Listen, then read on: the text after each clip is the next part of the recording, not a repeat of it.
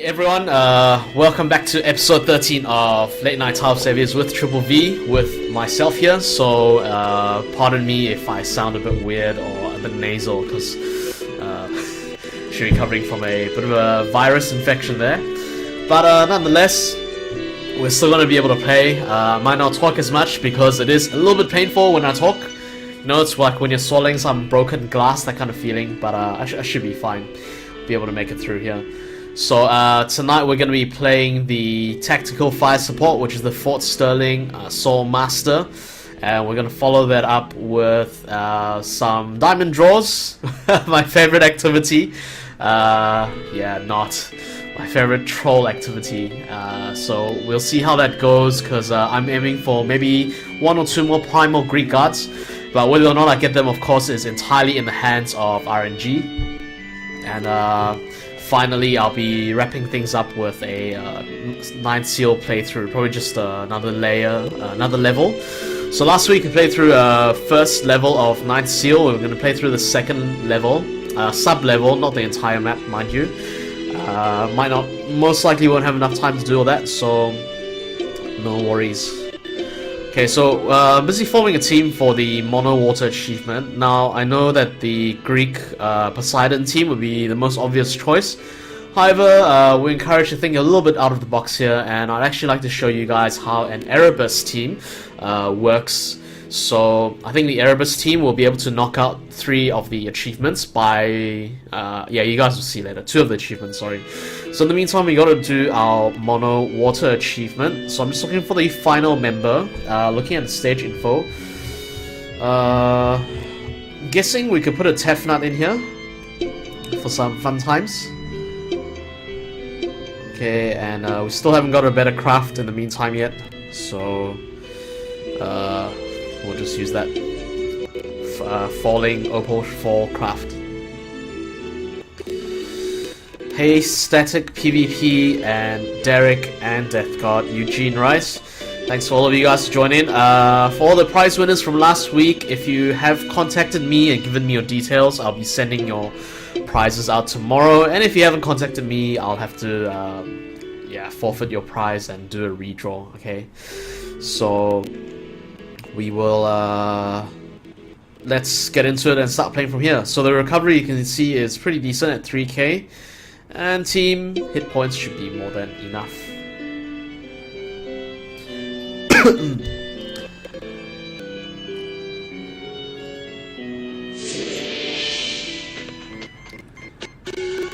Ooh, some nasty lag.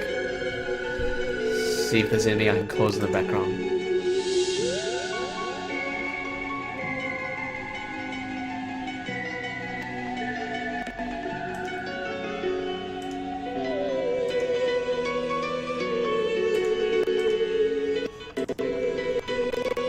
Okay, I tried disabling some things in the background, so hopefully they'll be a little bit better, but no worries, let's go ahead.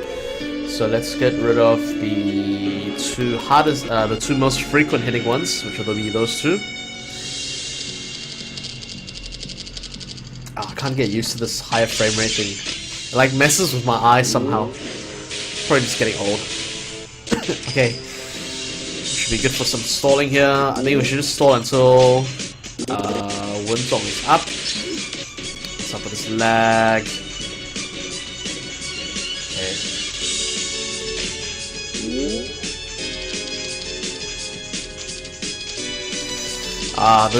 The Cyborg Scholar's music is one of my favorite by far.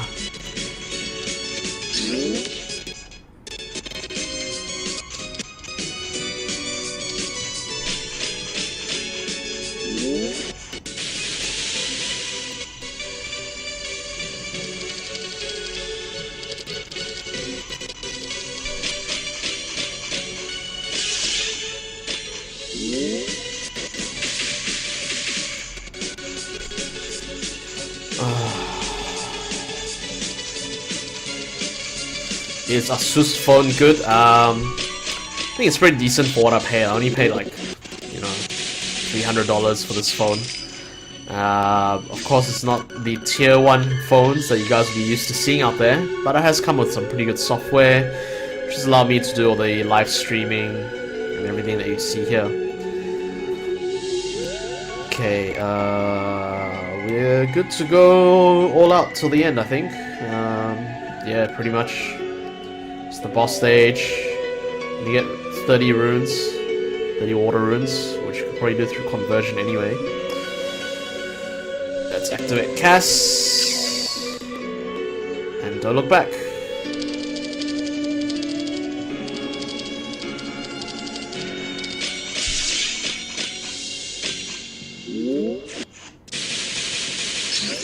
Might need to do a phone reboot after this, because it seems something is owning the memory in the background. Okay.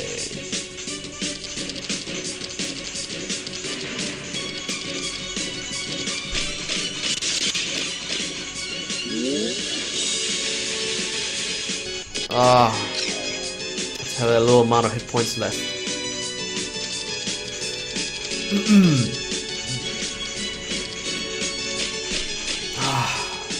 Okay. Luckily, Skydrops saved us there. We weren't really paying attention to what we're doing, and Skydrops came out and saved the day for us. Okay, so now on Gretchen's stage, which is relatively high defense, but we are packing Dual Mark with Cassia, so not really going to be much of a challenge for us to bust through that armor.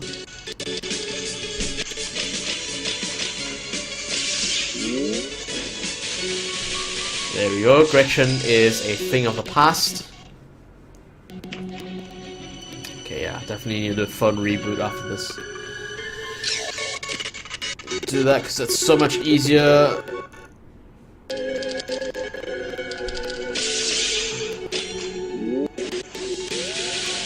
Okay, me logs are gone. Now we're on to Midgley stage with the electrified rune. Who's apparently gonna kill us straight away. Cooldown 1. Okay. Hey, that's cool, man, if you want to do stupid shit like that.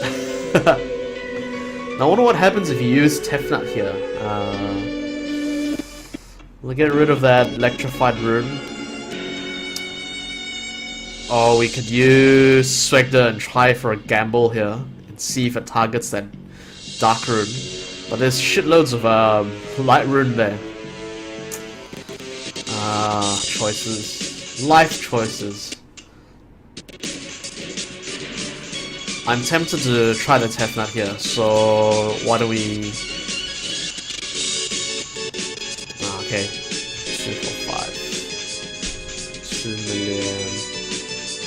okay, let's do the strike and hope for the best. Okay, good. So it converted away the dark rune there. Hey Akanto, thanks for joining. Yeah, I was gonna go for the Tefnut, guys. Sorry, I only saw your chat now, and I was like, but Spectre's cooldown 3, you know, that could be really good. So luckily our gamble paid off there. It could have been a pretty decent chance it didn't pay off, because see, it didn't even target the other dark rune, it targeted that specific one. So RNG for the win, right?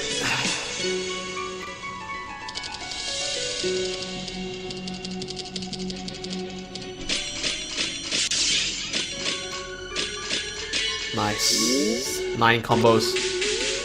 Taking it away.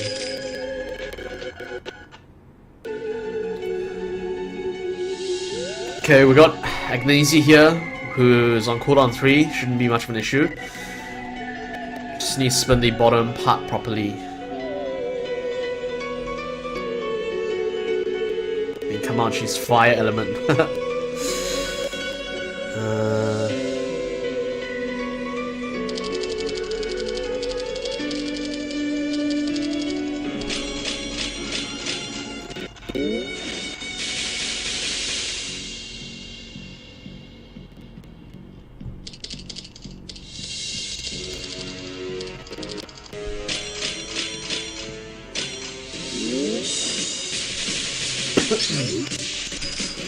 Okay, now we might need a tank a hit from Fort Stirling here.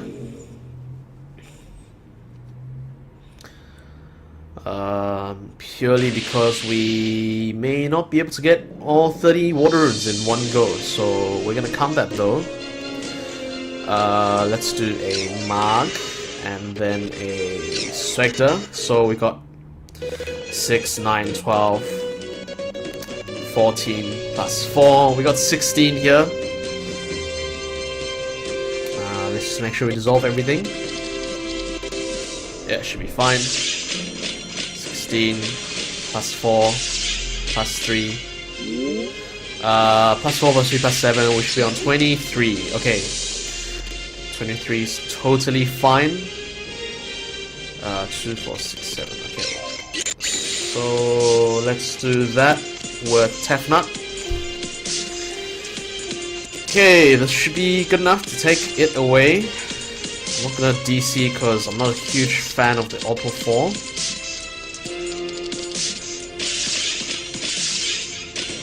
And anyway, we can always save that for the next turn. Okay. Too easy apparently for dual Margaret team. Looks like the fort can be further reinforced. It looks like that indeed. Alright, so that's our first attempt at the Fort Stirling. Remember when this first came out, it was somewhat challenging because a non-Greek team couldn't pass it very well. You need to time the DC pretty well on the round before.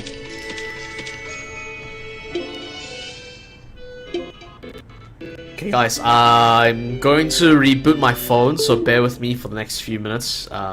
You're just gonna have me on the camera with no Tower of Saviors in the middle. You'll see, won't we? Okay. It seems a bit better, right? I uninstalled some crap which I didn't need on my phone, and I didn't realize that my Greenify wasn't working because the phone was unrooted. And yeah, that's a story for another day, so... Okay, we're gonna edit our Erebus team to accommodate this triple color requirement, which is I'm gonna take Mastema out here. I'm gonna put in a VAR. Should be interesting. I mean, she's not the best booster for the team, but she changes color, so why not? If we really wanted to min-max this, we could take out Endor and go for maybe another Dark God. But to be really honest, there's really no need to do that because anyway, the VAR is kind of in there just for the achievement, so we should be fine. The nature of the team should be good enough to get us through. So this should hopefully fulfill our leader ally god requirement as well as the triple color. So of course Circe is just in there purely for the splash, for the high combo damage, and VAR will be in there just to boost 4 out of the 6 cards, which means you're not getting the full 2.6 boost, but as mentioned, she's there for the achievement. So yep, that's pretty much it.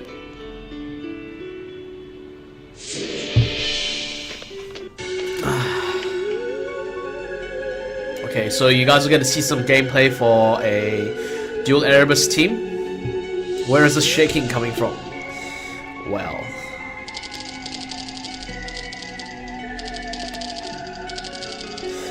now the thing about Erebus team, which most people don't seem to get, is that they try to spin all the weird shapes and combos, and to me it just makes no sense because it's so hard to understand and make sense of in your mind. So for me, I would recommend the approach is just to spin it as per normal, with combos of 3 lined up, etc. Along the way you're going to pick up bonus combos, and that will help when, for example, Circe is online. Now the thing about either a Pontus or a Erebus team is you really want to make sure that you're dissolving as many initial combos as possible to maximize the team skill of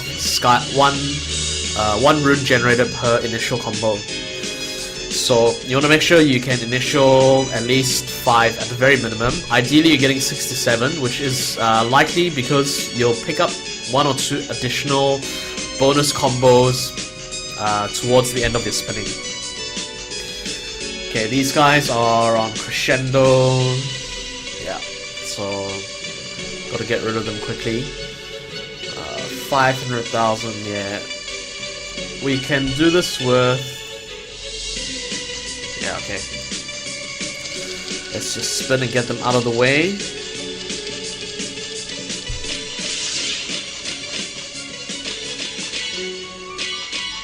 Okay, so average combos to expect with a dual Erebus or dual Pontus team is 9 to about 13, 14 on average, on an average turn. On a not so average turn, you'll be getting, of course, higher combos than that, but that also assumes that you can spin out at least an initial 5 to 6 combos. So there you go, 9 combos. Okay.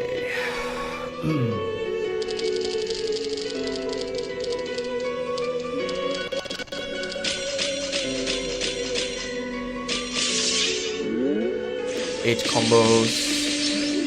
I'm gonna activate my Sus here.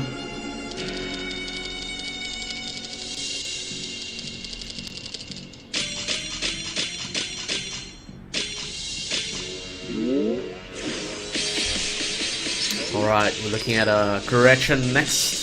It's got high defense. Now, this is really gonna test this team, so...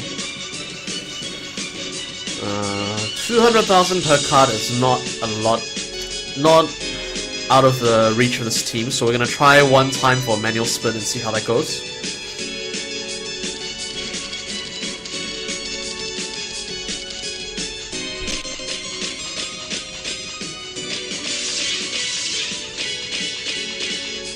Come on, more combos. 17, 18, 19, 20. Oh! 24 combos. Okay, as you guys can see, the damage is pretty potent with just a Sus activated, which is awesome news. Hey Gary, thanks for joining in, guys. And Zaruna, Luvesh, sorry, as well as Ryder.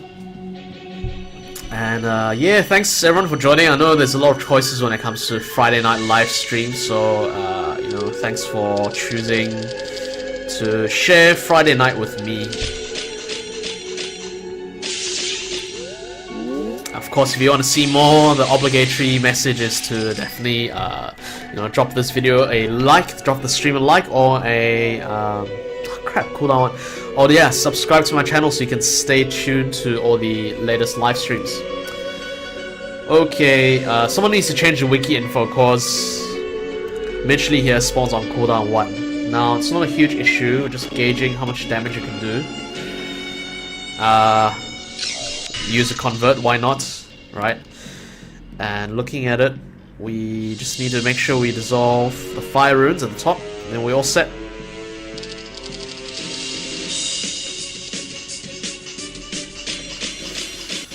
Okay, come on, this should be pretty juicy. Alright, more. 14, okay, acceptable. Gone.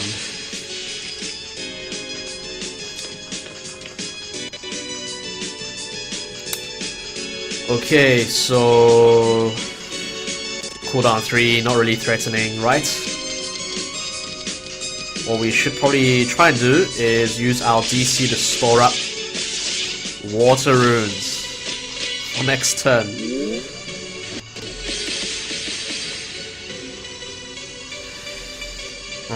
Or we could tank the hit the first turn, do the DC, and then we'll have like 2 turns to kind of get rid of him. See how it goes. Should we DC now? Yeah, let's do the DC now.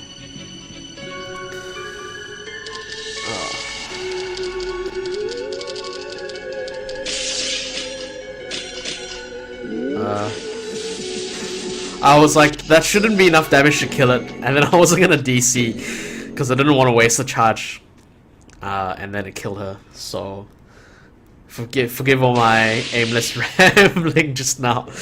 Okay, energy adjustment completed. Fort transformation completed. Now let's see what the fort can do. Okay,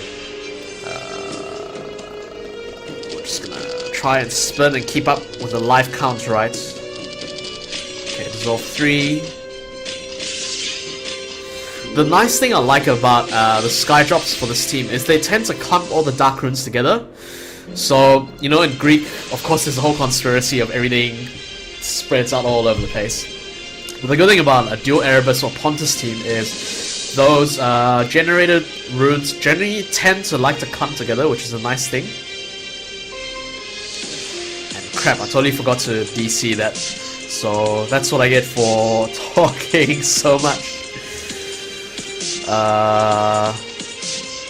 Okay, so we only dissolve 3.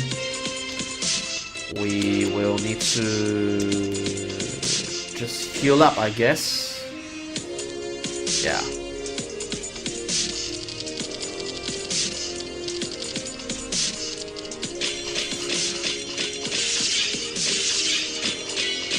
Okay, we dissolved 6.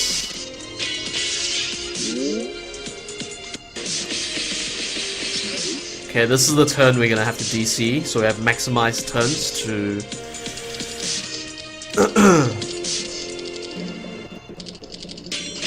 9. 9! 12!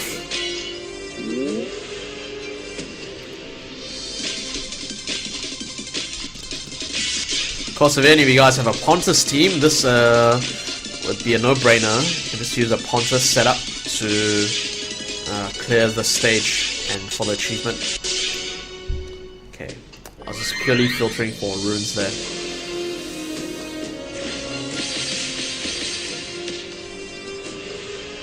Okay, we're gonna go for a VAR as well as a...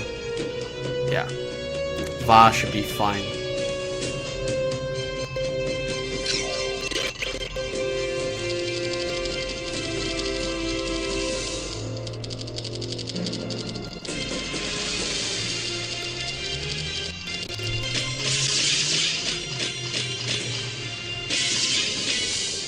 I was kind of expecting more sky drops than that, but anyway, we managed to take it away.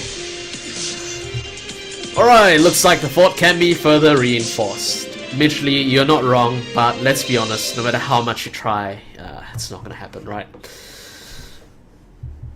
Okay. Awesome, so we've done the 2 achievements. Yep, there we go, and we get a Rhino Beetle, max level for our efforts. Great, so we can then move on to the most loved and hated activity in all of Enosia, which is Diamond Seal Summoning.